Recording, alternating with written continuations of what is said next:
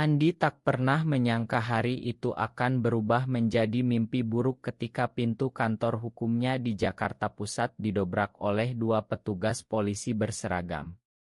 Andi Pratama, Anda ditangkap atas tuduhan pelanggaran kesusilaan, kata salah satu polisi dengan suara tegas sambil menunjukkan surat perintah, sementara rekan kerja Andi hanya bisa menatap diam tak percaya. Tangan Andi langsung dingin. Ia seorang pengacara muda berusia 32 tahun yang selama ini dikenal profesional dan rapi, selalu datang tepat waktu ke kantor di gedung tinggi kawasan Sudirman. Tapi sekarang di depan semua staf, ia diborgol dan dibawa keluar seperti penjahat. Berita itu menyebar cepat di media sosial. Pengacara terkenal ditangkap karena mesum di taman, tulis salah satu portal berita pagi itu. Andi tahu persis apa yang terjadi. Malam sebelumnya, di Taman Suropati yang sepi, ia hanya berpelukan sebentar dengan Budi, pria yang dicintainya selama 3 tahun terakhir. Mereka tidak melakukan apa-apa yang berlebihan, hanya sebuah ciuman singkat di bawah pohon rindang karena merasa aman.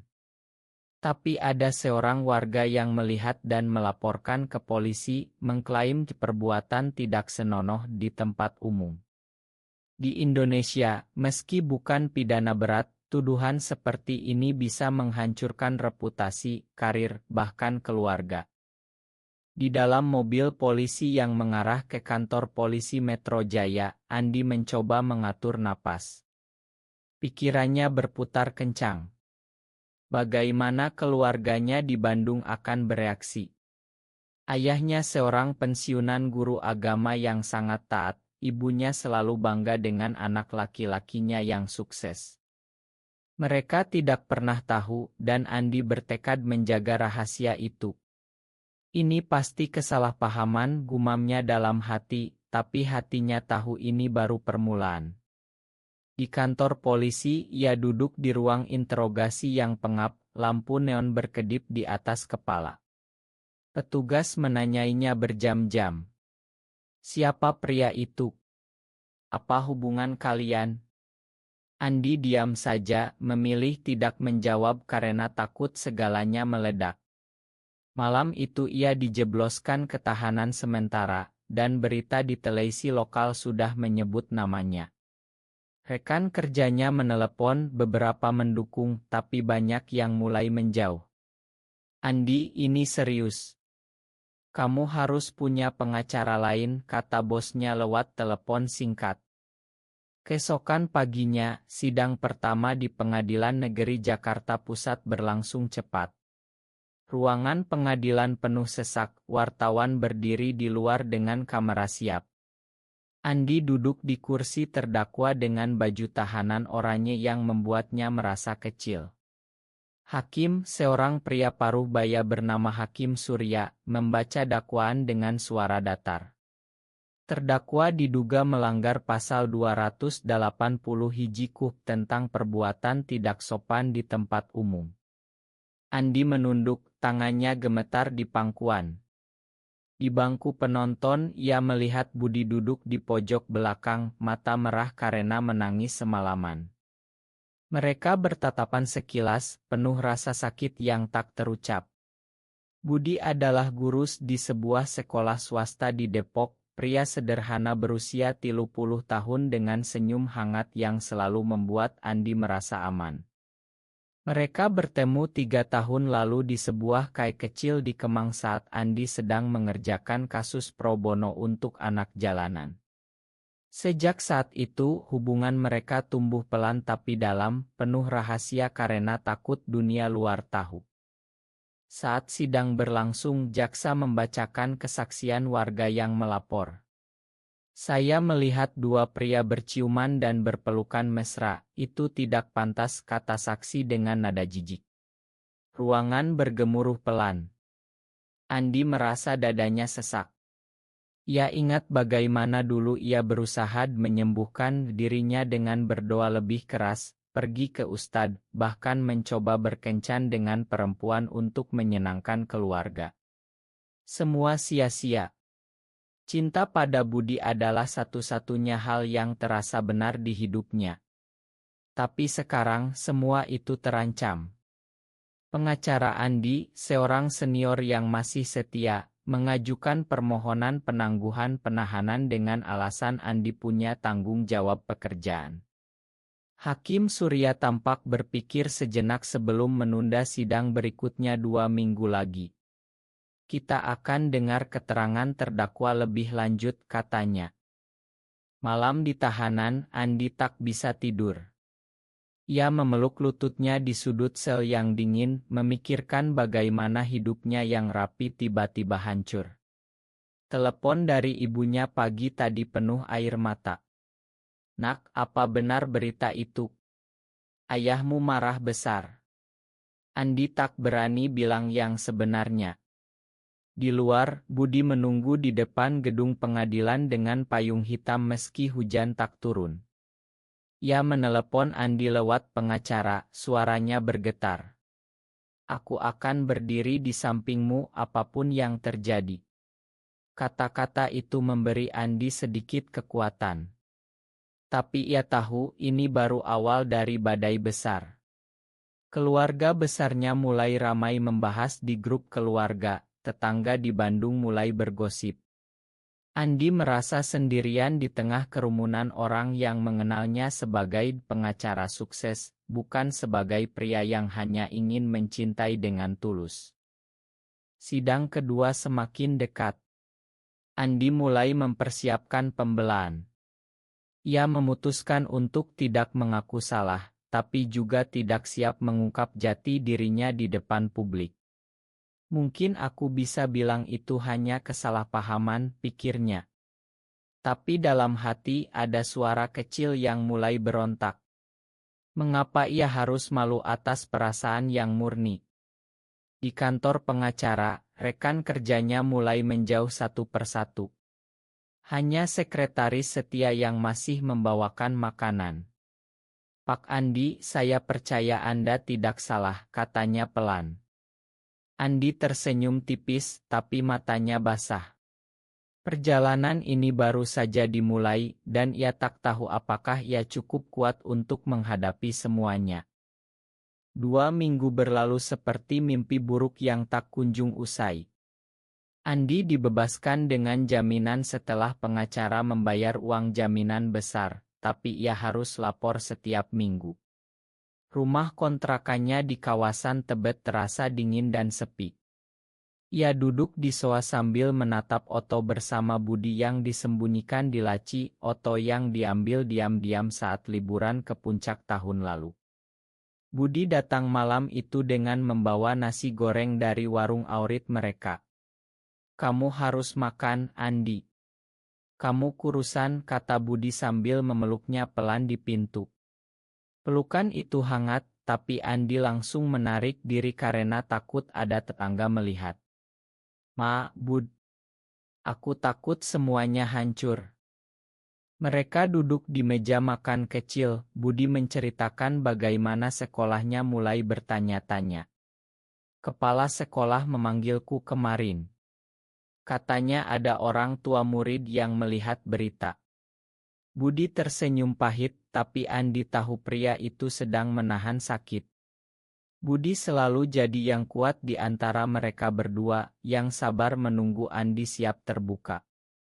Mereka bertemu saat Andi sedang menangani kasus anak terlantar. Budi jadi saksi karena sekolahnya membantu. Dari situ obrolan kopi malam jadi kebiasaan, lalu perasaan yang tak bisa ditahan. Andi ingat malam pertama mereka mengakui perasaan di mobil Budi yang parkir di pinggir jalan tol Jagorawi. Aku mencintaimu, Andi. Apapun yang terjadi, kata Budi saat itu. Sekarang kata-kata itu terasa seperti beban. Keesokan harinya, Andi naik kereta ke Bandung untuk menghadapi keluarga. Stasiun Gambir penuh orang, tapi Andi merasa seperti orang asing di negerinya sendiri. Di rumah orang tua di daerah Dago, ayahnya sudah menunggu dengan wajah merah padam. Kamu bikin malu keluarga. Apa kata tetangga? Kamu pengacara harusnya contoh, teriak ayahnya sambil memukul meja. Ibu Andi menangis di sudut ruangan, tangannya memegang tasbih. Nak, bilang ini bohong. Kamu kan sudah besar, harusnya menikah. Andi berdiri diam, air mata mengalir tanpa suara. Ia ingin bilang yang sebenarnya, tapi lidahnya keluh. Adik perempuannya, Rina, yang baru lulus kuliah, hanya memeluknya pelan. Kak, aku tahu. Aku sudah lama curiga. Tapi ayah. Malam itu Andi tidur di kamar lamanya yang masih penuh poster kuliah dulu. Ia memikirkan masa kecilnya, saat ia merasa berbeda tapi tak berani bilang. Di sekolah, ia selalu jadi yang pendiam, menghindari olahraga bersama teman cowok karena takut perasaan aneh itu muncul. Kuliah hukum di UI jadi pelarian, karir di Jakarta membuatnya sibuk sampai lupa diri. Sampai Budi datang dan mengajarinya bahwa mencintai bukan dosa. Tapi di Indonesia, di mana agama dan adat masih kuat, semua itu terasa mustahil. Pagi harinya, ayahnya memaksa Andi ikut ke masjid untuk sholat Jumat. Ini untuk membersihkan nama kita, kata ayah. Andi pergi, tapi hatinya memberontak. Di masjid ia berdoa dalam hati, Tuhan, kalau Engkau menciptakan aku seperti ini, mengapa dunia membenciku? Kembali ke Jakarta, sidang berikutnya semakin mendekat. Pengacara Andi menyarankan memanggil saksi karakter. Andi memilih teman kuliahnya, Rea, yang dulu dekat. Tapi saat bertemu di KAE, Rea malah berkata, Andi, aku tak bisa. Aku punya keluarga sekarang. Kalau aku bersaksi, bisnis istriku bisa kena imbas. Andi terpukul. Rea dulu tahu rahasianya, bahkan pernah jadi tempat curhat. Pengkhianatan itu terasa seperti pisau. Budi yang mendengar cerita itu memeluk Andi malam itu di apartemen kecilnya. Kita lawan bersama. Aku siap jadi saksi kalau perlu. Kata-kata Budi memberi kekuatan, tapi Andi tahu risiko besar. Kalau Budi ikut terseret, karir mengajarnya juga hancur. Di pengadilan, sidang ketiga dimulai dengan ketegangan tinggi. Jaksa menghadirkan bukti foto dari ponsel saksi, meski buram, tapi cukup jelas dua pria berpelukan. Ruangan bisu. Andi merasa dunia runtuh. Hakim Surya menatapnya lama, seolah ada sesuatu di mata Andi yang membuatnya berpikir. Terdakwa, apakah Anda punya keterangan? Tanya hakim. Andi berdiri, suaranya hampir hilang. Saya hanya mencintai dengan tulus, Yang Mulia. Kata-kata itu keluar begitu saja, dan ruangan langsung heboh. Sidang ditunda lagi. Di luar, wartawan mengepung. Andi lari ke mobil Budi yang menunggu. Aku takut, Bud. Tapi aku tak bisa bohong lagi. Budi menggenggam tangannya erat. Kita hadapi bersama. Keluarga Andi semakin kacau. Ibunya menelepon setiap hari, memohon Andi pulang dan mengobati diri. Ayahnya bahkan mengancam memutus hubungan. Teman-teman lama mulai unfollow media sosialnya.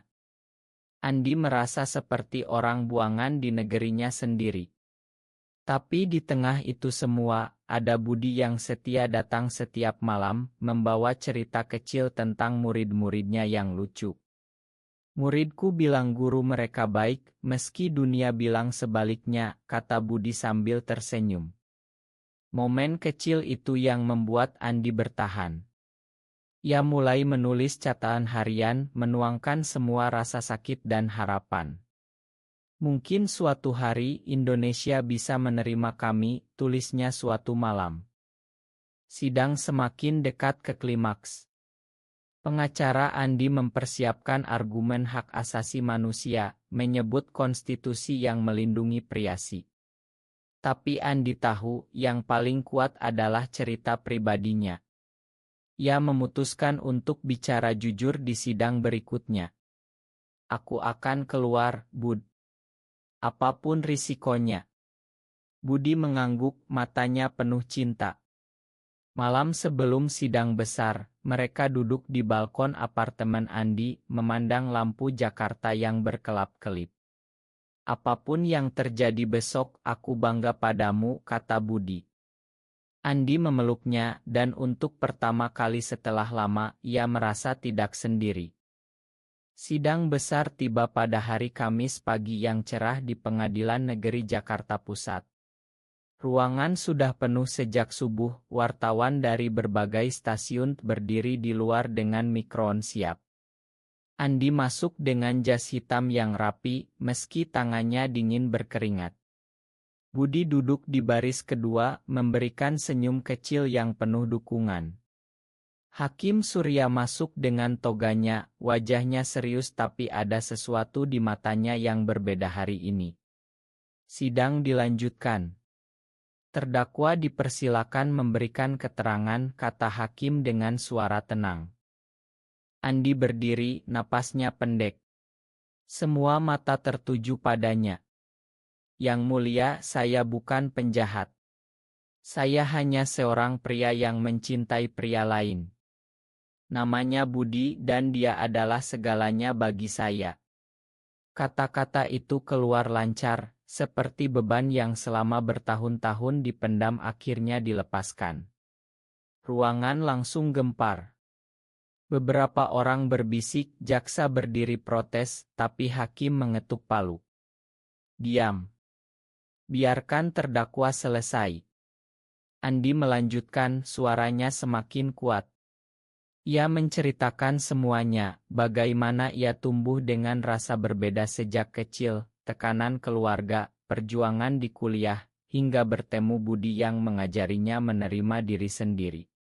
Saya tidak meminta maaf atas perasaan saya, Yang Mulia. Saya hanya meminta keadilan yang adil. Hakim Surya mendengarkan tanpa menyela. Wajahnya tampak berubah, seolah ada kenangan pribadi yang tersentuh. Jaksa mencoba membantah dengan dalil agama dan adat, tapi pengacara Andi membalas dengan bukti psikologi dan hak asasi. Saat istirahat sidang, Budi mendekat. Kamu hebat, Andi. Aku bangga. Mereka berpelukan singkat di koridor, tak peduli kamera. Malam harinya, berita meledak di semua media. Pengacara Gai mengaku di pengadilan jadi headline utama. Telepon Andi tak berhenti berdering. Beberapa klien mundur, tapi ada juga yang menelepon mendukung secara diam-diam. Keluarga Andi datang ke Jakarta keesokan harinya. Ayahnya masuk ke apartemen dengan wajah tegang. Kamu sudah gila. Di depan umum begitu, teriaknya. Tapi ibunya memeluk Andi sambil menangis. Nak, kami tak mengerti, tapi kami tak mau kehilangan kamu. Rina, adiknya, membawa kue kesukaan Andi. Kak, aku di belakangmu. Aku baca banyak tentang ini di kampus. Malam itu untuk pertama kali, ayahnya mendengarkan cerita Andi tanpa memotong. Aku tak bisa terima sekarang, tapi... Jangan hancurkan hidupmu, katanya pelan sebelum pulang. Itu bukan penerimaan penuh, tapi langkah kecil yang membuat Andi menangis sendirian di kamar. Di sisi lain, Budi menghadapi masalah di sekolah. Kepala sekolah memanggilnya. Budi, orang tua murid protes. Kami harus tangguhkan dulu kontrakmu. Budi pulang dengan mata sembab, tapi ia tersenyum pada Andi. Ini pengorbanan kecil. Kita bisa mulai lagi. Andi merasa bersalah, tapi Budi memeluknya. Cinta kita lebih kuat dari ini. Mereka menghabiskan malam dengan merencanakan masa depan, mungkin pindah ke kota kecil, atau membuka usaha kecil bersama. Andi mulai merasa tumbuh, bukan lagi pria yang takut, tapi pria yang berani berdiri untuk dirinya. Sidang selanjutnya semakin panas. Saksi ahli dari psikolog hadir, menjelaskan bahwa orientasi seksual bukan pilihan. Jaksa tetap keras, tapi Hakim Surya mulai bertanya lebih dalam. Apakah terdakwa pernah merasa tertekan oleh masyarakat, tanyanya. Andi menjawab jujur tentang depresi yang pernah dialaminya. Ruangan hening. Di luar pengadilan, kelompok pendukung mulai berkumpul diam-diam, membawa spanduk kecil. Andi tak tahu, tapi gerakan kecil itu memberinya harapan. Malam sebelum sidang putusan, Andi dan Budi pergi ke Taman Suropati lagi, tempat semuanya dimulai. Mereka duduk di bangku yang sama, tangan saling genggam. Apapun onisnya besok, kita menang karena kita jujur, kata Budi. Andi mengangguk, hatinya penuh kedamaian untuk pertama kali. Putusan sidang tiba di hari yang hujan deras. Pengadilan penuh sesak, bahkan koridor luar basah oleh orang-orang yang penasaran. Andi berdiri tegak di depan hakim, Budi di samping pengacara. Hakim Surya membaca vonis dengan suara pelan tapi jelas. Pengadilan memutuskan terdakwa tidak bersalah atas tuduhan utama. Perbuatan yang dilakukan adalah ekspresi pribadi yang tidak merugikan orang lain. Ruangan hening sesaat, lalu tepuk tangan kecil dari belakang. Jaksa tampak kecewa, tapi Hakim Surya melanjutkan.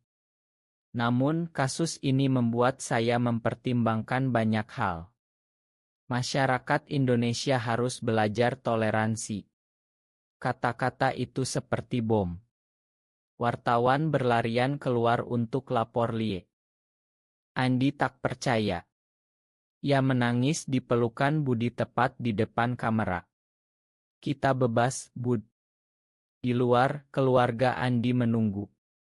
Ayahnya memeluknya untuk pertama kali setelah bertahun-tahun. Aku masih belajar, nak. Tapi kamu tetap anakku. Ibunya tersenyum di balik air mata. Rina memeluk erat. Tapi kemenangan ini tak sempurna. Budi kehilangan pekerjaan dan Andi harus mulai dari nol mencari klien baru. Media terus memburu mereka. Kita pindah sementara ke Bali, usul Andi suatu malam.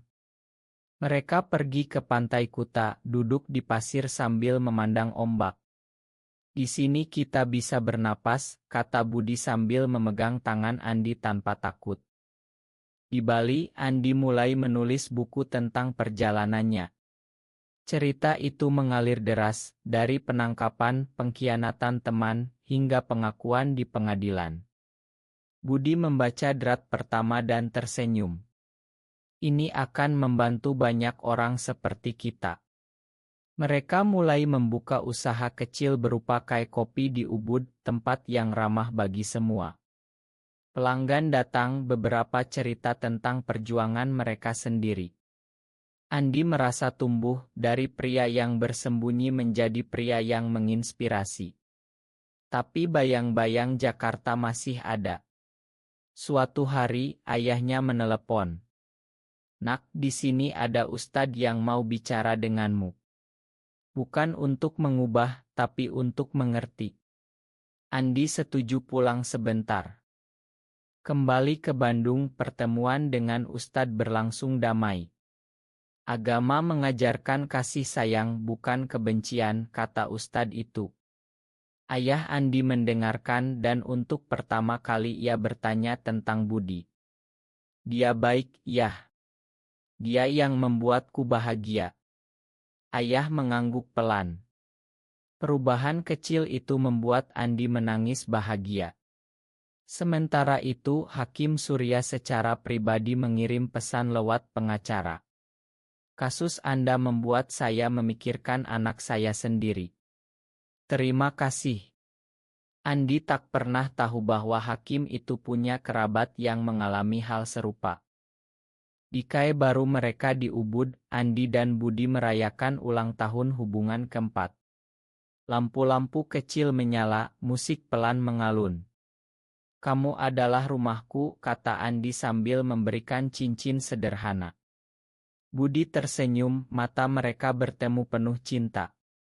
Tapi tantangan baru muncul, seorang jurnalis ingin wawancara besar. Andi ragu, tapi Budi mendukung. Ceritakan saja. Dunia perlu dengar. Wawancara itu tayang di televisi nasional dan responsnya campur aduk. Ada yang memuji keberanian, ada yang mengutuk. Tapi Andi tak lagi takut. Ia telah berubah. Persahabatan lama mulai kembali. Rea, teman yang dulu mengkhianati, menelepon meminta maaf. Aku takut waktu itu. Makan aku. Andi memakan tapi tak lagi dekat seperti dulu. Ia belajar bahwa persahabatan sejati tak takut berdiri bersama. Keluarga besar mulai menerima pelan-pelan. Paman dan bibi dari Surabaya bahkan datang berkunjung ke Bali. Kalian berdua tampak bahagia, kata salah satu bibi.